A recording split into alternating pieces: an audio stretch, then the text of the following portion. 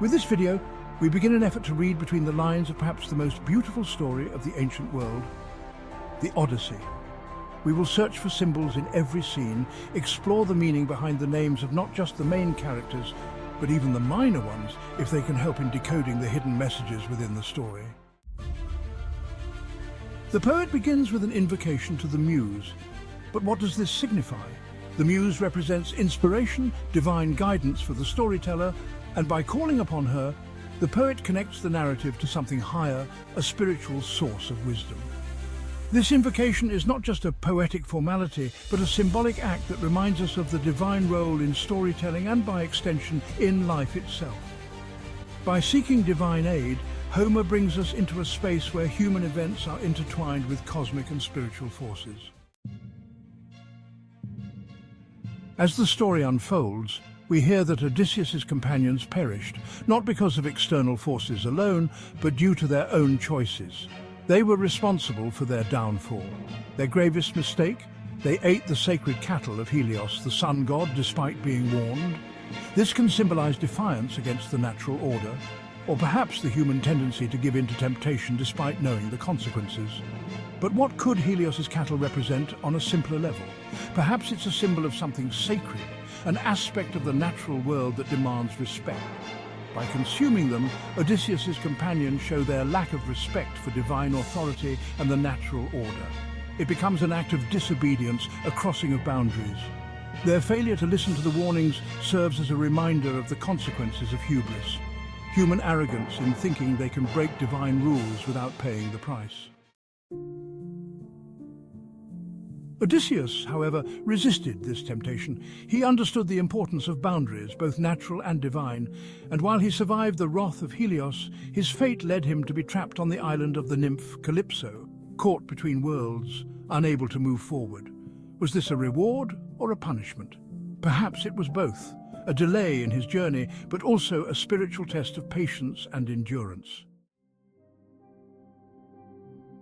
As we will see in this series, many names in the Odyssey seem to hold significant meaning, often aligning so well with the characters' roles that it leads us to wonder if they were intentionally chosen to reflect deeper truths.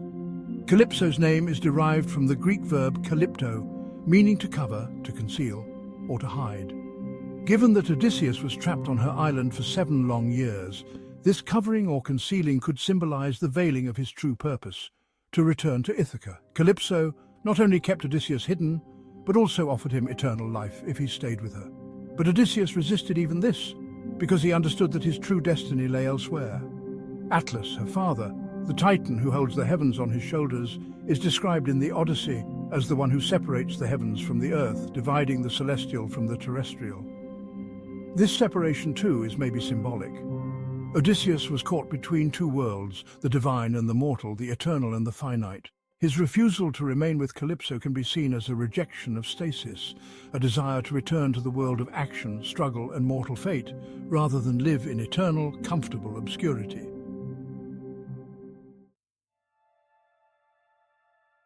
The gods too play a critical role in the Odyssey, and at the heart of this tale is a divine conflict between their will and human actions. Zeus, in his opening lines, declares that humans often blame the gods for their misfortunes, when in reality it is their own choices that bring about their suffering. He specifically mentions Aegisthus, who, despite being warned by the gods, chose to murder Agamemnon and was later killed by Agamemnon's son, Orestes. This story is a classic example from Greek tragedy, touching upon the timeless question of fate versus free will. Is it the gods' unchangeable will that dictates human lives? Or do our actions shape our destinies? Zeus seems to offer a clear answer. The gods may influence, but it is human actions that carry the weight of responsibility. Yet, this statement by Zeus should be viewed critically. For while he emphasizes human agency, we know that even Zeus himself cannot override fate. The Moirai, or fates, hold ultimate power over life and death.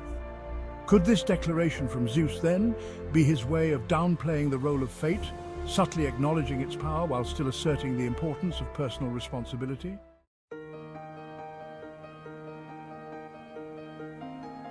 Athena, ever the patron of Odysseus, finds this moment to advocate for her favored hero, She reminds Zeus that Odysseus, despite all his virtues, is still stranded on Calypso's island, unable to return home. The mention of Calypso here further underscores her role in delaying Odysseus' journey, and Athena's plea highlights the injustice of this prolonged exile. She urges Zeus to send god Hermes, the messenger of gods, to Calypso, commanding her to free Odysseus and allow him to continue his journey. Odysseus was not living in hardship during his time on Ogygia. Calypso's island, as described in the text, was a paradise. Odysseus had all the comforts he could desire and shared the bed of an immortal goddess every night. Calypso even offered him immortality if he would remain with her. But Odysseus knew his real purpose. Much like how many people today understand their deeper calling, yet remain trapped in the comfort of routine and easy living, Odysseus knew that paradise was not his home. Ithaca, the symbol of his true self, awaited him, and no amount of comfort could replace that. This is a concept we will explore in future episodes. How the Odyssey is not just a physical journey, but a spiritual one, and how the choices Odysseus makes along the way mirror the choices we all face in our own lives. As we wrap up this first episode, I invite you to share your thoughts. Do you see these symbolic meanings in the text? Or do you think we are reading too much into it? Leave your comments below. And don't forget to like, subscribe, and share as we continue this journey through the Odyssey. In the next episode, we will dive deeper into the divine and human interplay, with a focus on the idea that the gods act, humans must follow. Stay tuned!